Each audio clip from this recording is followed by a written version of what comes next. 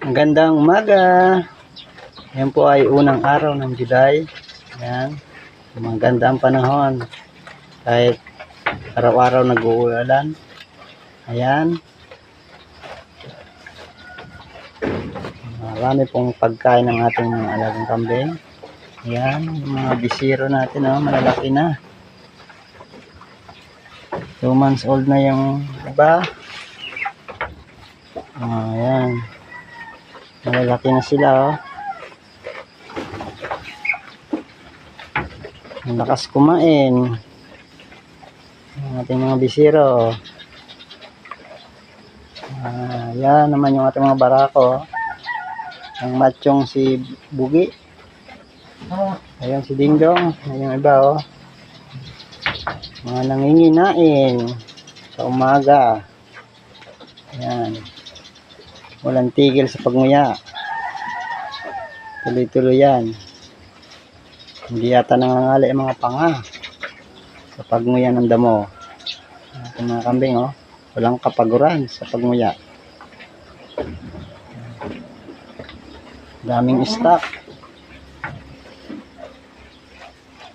Tag-ulan yan.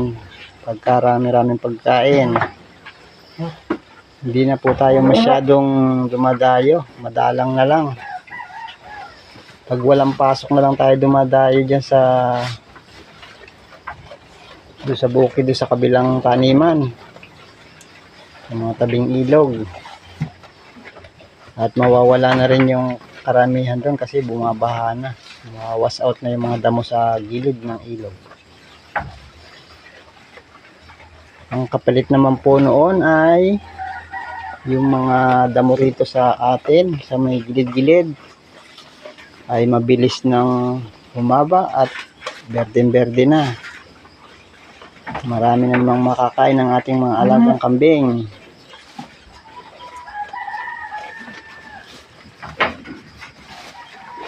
Mga gilid-gilid dito ay ating nakukunan na konti-konti. Mga ilang linggo pa't lahat ay makukunan na. Nandito po tayo ngayon sa labas ng ating goat house. Maganda pa yung bahay ng mga kambing sa aking bahay. Ayan. Yung mga Madre de Agua na wala na halos dahon ng tag-araw ngayon, makakapal na ang dahon, mayayabong na. Ayan. Ating alpasa, Marami ng damo sa bandang taas. Yung mga damo na naninilaw, halos mamatay na nung tag-araw. Ayan. Berde-berde na.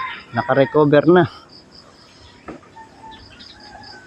At ang mga Madre de Aguang makakapal. Dahon. Tingnan natin yung ating mga tanim dito sa kabila.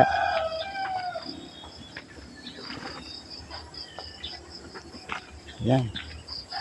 Ating saluyutan. Maganda na rin.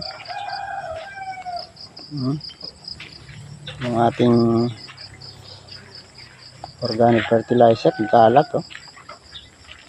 Bukod dun sa ating pool na kulungan ng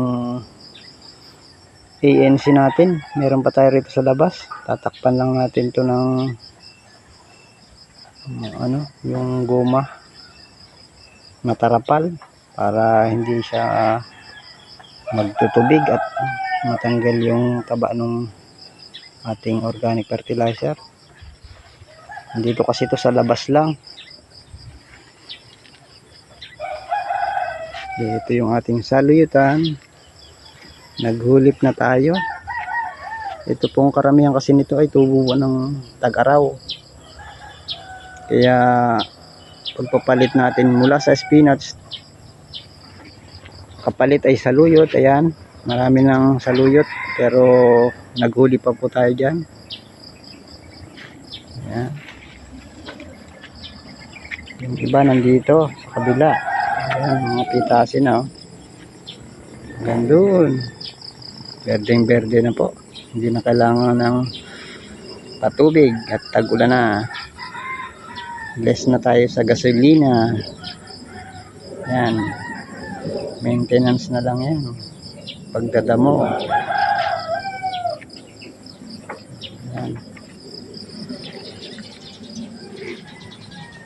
Ayan na po yung ating mga pananim. Ang ilog po ay nag-uumpisa ng bumaha, kaya pag nabigyan po ng isang malakas na baha ay wala na rin. Naglipat na tayo ng mga pananim dito sa taas. Yung ating mga gabi at talbos naiakit na natin. Pati pala yung kangkong nag-akit tayo ng kaunti para may binhi tayo sa Tag-Araw.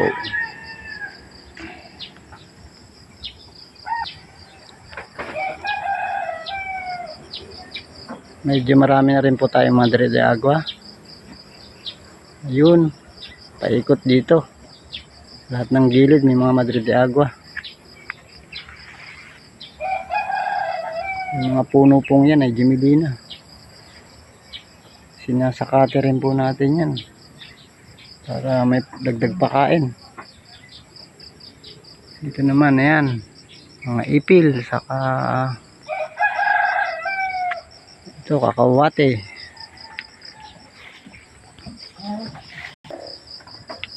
Puntahan naman po natin yung bandang itaas. Ito po tayo sa ngayon sa bandang itaas ng ating pastulan. Ayan. Yan po sa baba yung ating goat house. Ito mga taniman. Berde-berde na ang ating paligid. Ayan, puro damo. Ito yung ating paalpasan ng ating bahay sa taas. Ayun, maraming bulaklak yung kalamansi. Ito yung ating paalpasan, madamo. Pwedeng sakatin, pwede rin pakawalan natin yun. Pag may oras at maganda-ganda ang panahon, nagpapakawala tayo. Ayan. Ganda.